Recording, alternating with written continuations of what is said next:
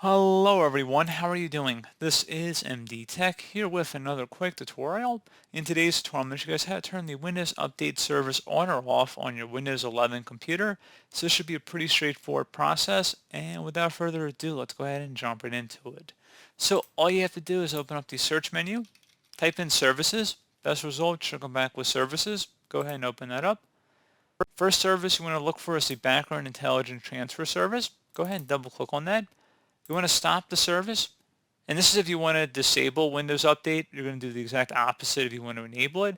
So you want to start the service, and if you want to enable Windows Update, you're going to set this to automatic or automatic delayed start.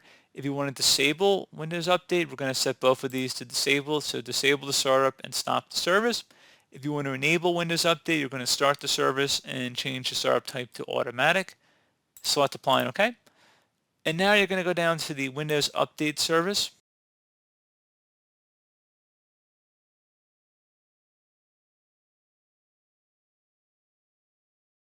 And double click on it.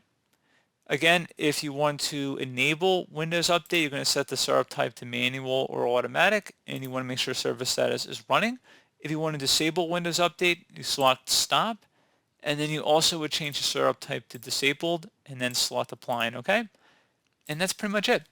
So pretty straightforward process, guys. I do hope I was able to help you out, and I do look forward to catching you all in the next tutorial. Goodbye.